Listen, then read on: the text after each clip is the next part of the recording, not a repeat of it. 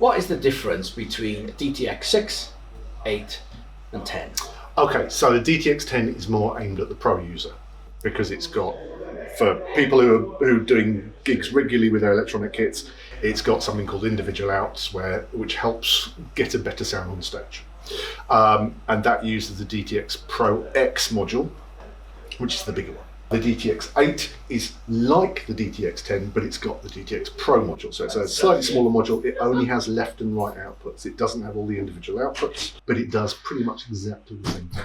The DTX 6 is the same module as the DTX 8, but it's more compact, it's smaller, it's got a wider variety of pads. You've got rubber pads or TCS pads, which is textured cellular silicon. So it just depends on your budget, what you need, and what you want it to look like, really. DTX, Yes. there's 3 types of pads. Yes. Rubber, Yep. TCS, Yep. and mesh. Yep. What's the difference? Okay, so it depends on what you're coming from. If you've already got a mesh kit, then mesh is going to feel the most comfortable. Mesh feels the same regardless of what you're doing. If you come from a mesh kit, mesh is going to feel right. If you come from an acoustic kit, TCS is probably going to feel more right, is going to feel more realistic. TCS works because there's air bubbles inside the white silicon, and it's the air bubbles squashing which pushes the stick back. And that works in exactly the same way as an acoustic drum. And then rubber's got a bad press, but rubber really shouldn't have a bad press because rubber actually triggers faster than any other pad. So from when you hit the pad to when it triggers a sound inside the module is faster than mesh and faster than TCS. But it's been given a bad press, so people don't like rubber. But rubber, if you watch any sort of big tour, the drummer will often use rubber pads because they're faster. The feel Yeah. on the pads and the kits. Explain feel. Right, a feel of a pad can totally make or break how you feel about a complete drum kit. The feel of mesh is bouncier because it doesn't, it's not trapping air inside it like a real acoustic drum. So how tight the mesh is will determine how bouncy it is. But mesh works in the opposite way to a real drum head. If you have mesh looser, it will be bouncier because all the strands of the mesh can roll over each other and they make it bouncier. The tighter the mesh is, the less bouncy it is, which works in exactly the opposite way to a real drum head, and people don't get that. Then rubber doesn't feel very realistic, but if you want, like I was saying earlier, a fast triggering pad, that's the one to go for. TCS feels softer. When a lot of people, when they first hit it, they go, "Oh, that doesn't feel very realistic," but then they spend a little bit more time on it and they go, "Oh, actually, this feels really nice." So it's something you sort of either get straight away or it takes a little bit of time. My preference is TCS. I just find mesh a little bit unrealistic, possibly, but TCS I really like, and believe it or not, I actually like rubber as well. If a drummer walks in and they're undecided whether to go rubber, TCS or mesh, how would you help them make that decision? You need to play each kit for about 5 minutes, and you need to just play it exactly as you would do an acoustic kit, and after 5 minutes see which one is giving you most reaction, most feedback, making you feel most comfortable after 5 minutes. But you can't really tell until you've played it for probably about 5 minutes. You need to sort of get into it and get used to it. Everything can be tweaked on every single kit, but it's just you've got to give it a little bit of time just to sort of get used to how it's responding to your sticks, and then you'll get a better idea about where you want to go. I'm a bedroom drummer. Yeah. I'm not, but I'm a bedroom drummer. And not bothered about budget. I'm bothered about noise. Yeah. Which kit am I going for? So in order of noise, TCS is actually quietest, which is, again, a lot of people think mesh is the quietest, but TCS is probably the most quiet by quite a long way. Then mesh, and then rubber. But the thing with all electronic kits is it's not how loud they are, it's vibration through the floor.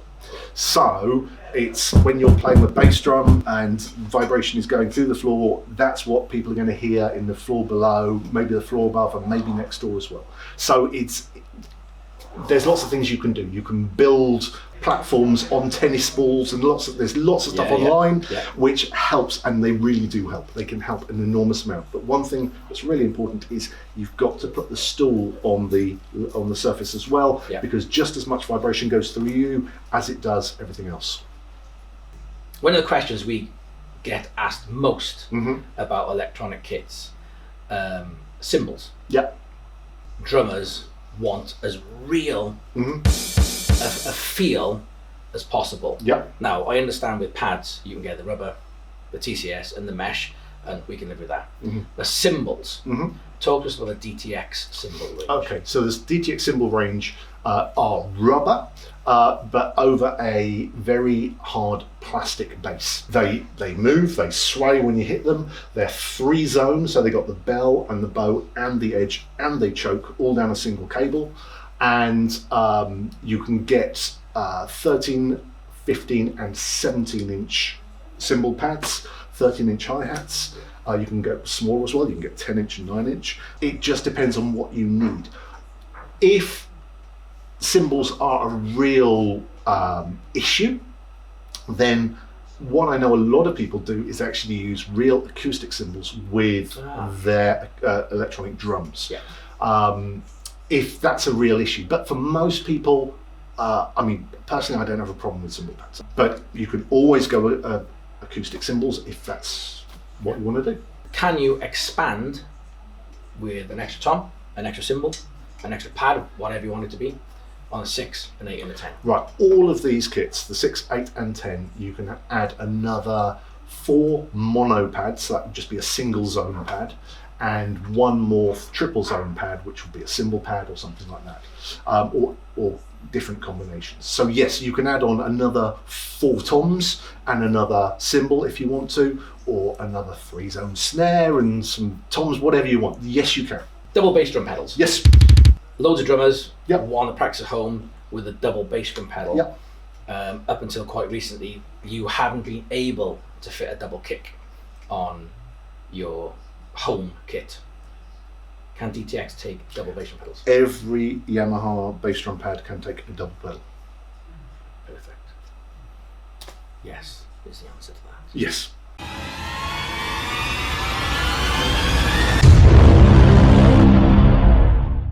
Talk to us about the different sounds in each module, the 6, the 8 and the 10. Okay, so the 6 and the 8 share the same module, which is the DTX Pro module. The 10 has the Pro X module. The sounds were sampled in 5 different studios across Europe. They took a truckload of drums into each one, and they sampled loads of different stuff. You've got Absolute Hybrid Maple, you've got a rock kit, a vintage kit, a jazz kit, you've got loads of electronics, you've got loads of snare drums, and basically it's down to you to build the sort of thing that you want. There's loads of presets. There's loads and loads and loads of presets. There's thousands of sounds, literally thousands of sounds, and you can just put them together how you want. If you want jazz toms and a vintage floor tom with a rock bass drum, if that's what you want, go for it. You can just do it. In the Pro X, in the big one, I'm pointing over there because it's there, there are more sounds. There's slightly more sounds, but there's more layers to each one. So on the 6 and the 8, when you play quietly, you get one sound. When you play hard, you get a different sound, and you get lots of different layers in between. There's more layers on the Pro X than there is on the Pro. So it's going to give you more detail in the sound.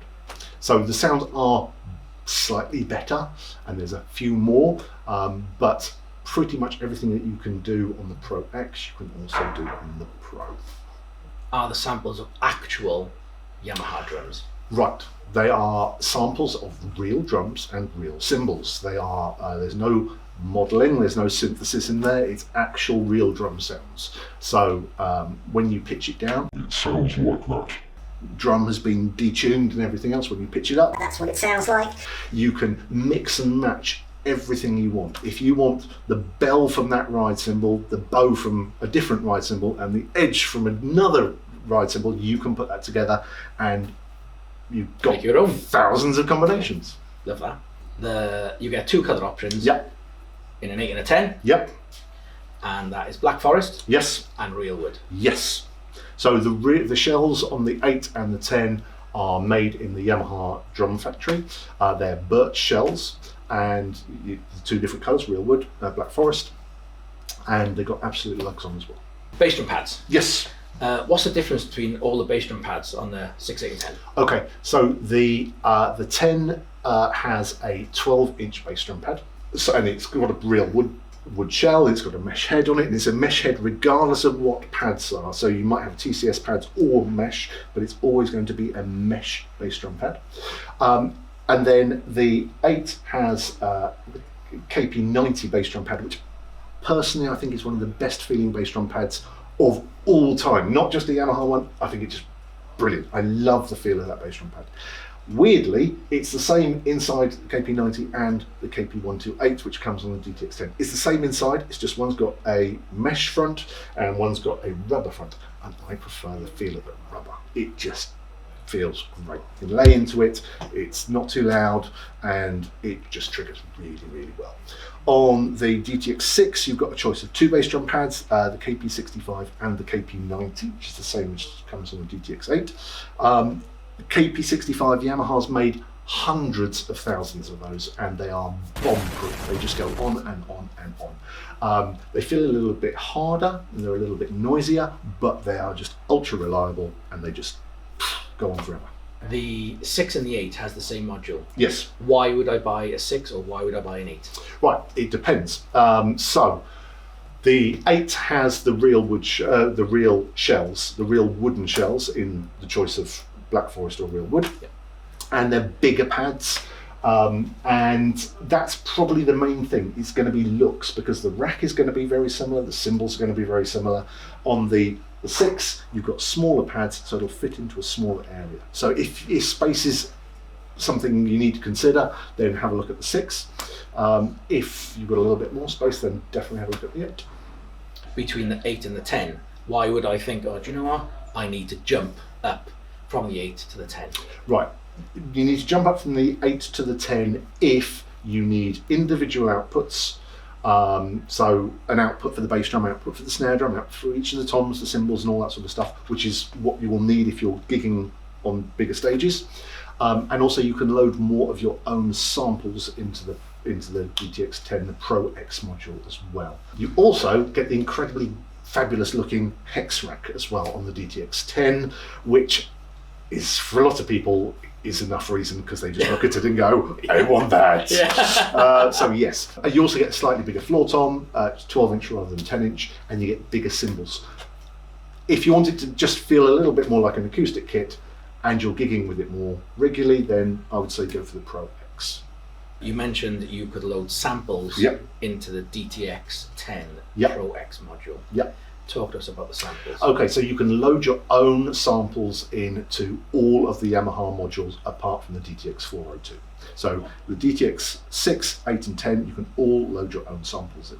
You can load a single sample, so I know your neighbour's dog barking, your favourite cowbell, a bass drum, a snare drum, a single hit. But what you can also do on all of them is you can load up to 120 sounds per pad. So really hyper detailed. It'll change depending on how hard you hit it, where you hit it, head, rim, cross stick. And also you can get it so it'll do something called round robin. So if you hit it 4 times exactly the same hardness, it'll give you a slightly different sound each time. So it's more like how an acoustic drum works. It'll never be the same sound twice, because the human ear is really good at spotting repeating sounds. I'm a gigging drummer. Yep. I'm going out with a DTX 10 Yep.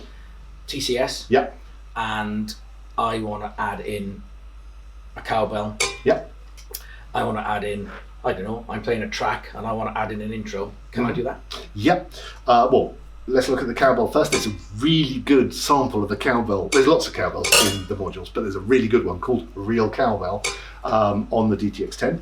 As far as adding in intros, yes, there's something you can do called live set on the DTX 10. That's on the Pro X module only, and what that is you can plug in a USB drive with your track on it into the back, and the module will generate a click. So you hear the click and you hear the track, but the track only goes out to the audience. So you can be sitting there playing to a click track, and it's got all your backing tracks or intros or anything else you want, and everything is just being streamed off a USB drive. So you don't have to fill any memory, you don't have to do anything like that, you can just run everything from the USB drive. It's really, really simple. On the Pro, on the DTX 8 and DTX 6, that's got something called guide audio, where you can also have a click, but you only have the track in mono, so just a single track.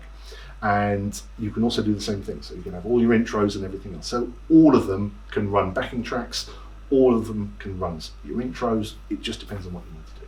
Does that mean I can do away with a multi-12? Yeah. Or I need that as well? What you can do on these kits, which you can't do on some other ones, is the tom pads on the 8 and the 10, for instance. You can use those as two completely separate triggers. So you could have your toms in the middle, but you could have your percussion loops and your anything else on the rims. So as long as you remember where everything is, you can just have everything running off one kit without having to go for multi-12 or anything else like that. I'm gigging. Yep. DTX 10. Yep. TCS. Yep. Real wood or Black Forest, I'm not sure. And I want to use real cymbals because I just need a little bit more oomph and a little bit more cut through. Yep.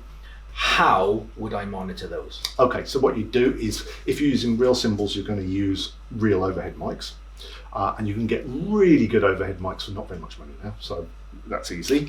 And what you can then do is, there's different ways of doing it. You'd need to have a little mini mixer of some sort.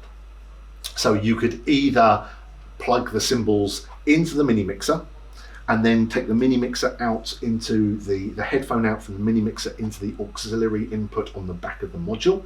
Then if you have your headphones or in-ears or whatever plugged into the headphone output of the module, you can get it so that the cymbals are just going straight to your ears and they're not coming up the main output of the module, and then you can send the, it's all getting very complicated, isn't it? And then you can get the output from the mini mixer going to the front of house. So the front of house would have left and right cymbals, and then the output from your module. You can do it very easily, but you can use the auxiliary input on the modules, and you can send whatever you're sending to those just to your ears and not the front of house. How easy are Yamaha DTX kits to use? Right, it depends what your knowledge is, but at its very, very simplest, all you need to do is change kits, and then there's 3 knobs on the front of each module, the Pro and the Pro X, called kit modifiers. And the first one is called ambience, and when you turn that up, it turns up the room microphones from when the sounds were originally recorded. So actually you can change it very, very quickly from being very dry and sounding like you're in a small bedroom to massive and sounding like you're in a cathedral instantly just by turning one knob. The next knob does something called compression, which gives the sound a little bit more attack and a little bit more density. And then the last one is effects, so you can add on any sort of weird effects that you might want. So you don't need to know how to do very much, but if you're a bit of a geek like me, then you can go into as much detail as you want to. They're incredibly powerful, but you don't have to know how to do any of that. Just change the kits and use those kit modify knobs. A lot of drummers, when they buy electronic kits, like to buy Superior Drummer, for example. Yeah. Do you need to do that with DTX, knowing the editing capabilities? Right, it depends on, again, how confident you are editing sounds. The whole point of the Pro and the Pro X was to give drummers as much power as possible, so they didn't need to take a laptop and Superior Drummer, Easy Drummer, Addictive Drums, Get Good Drums, anything like that. So if you're not really confident about editing sounds, then yeah, you can add in a laptop and a program like that. But if you know what you're doing, then no, you don't actually need to. You can do everything inside the module. But obviously everyone has different abilities and knowledge and everything else, so it just depends. If you want to take a laptop, take a laptop. But if you are confident and you know what you're doing, you don't need to. I'm a gigging drummer. Yeah. God, I'm gigging loads. You are gigging loads. Wow, that's amazing. And I want to take my acoustic kit. Yeah. But I want to take sections of a DTX. Yeah. How would I incorporate the two and get that hybrid setup, triggering samples, sounds? Right, it depends what you need to do. So if, say, you've got your acoustic kit, you can do different things. One, you can add on pads from the DTX 6810, whatever, so you can hit them and trigger sounds from the module. Or you can add on actual drum triggers. Yamaha make the DT50K and the DT50S, which clip onto the rims of your acoustic drums and then plug into the module. So when you hit your, say, 10-inch tom on your acoustic kit, it will trigger a sound from one of the modules. And that is a great way to sort of get into that sort of hybrid thing, because it still looks like it's an acoustic kit, but it gives you all the power of the electronics, and you can go to town and go crazy using that. So it depends on what you need. I know a lot of people who use acoustic drums, but they use electronic cymbals because there's less spill through the microphones and all that sort of stuff. So any combination of acoustic drums and electronic drums is possible with these kits. It just depends on what you need to do. I'm not confident taking part of my electronic kit out for a hybrid setup.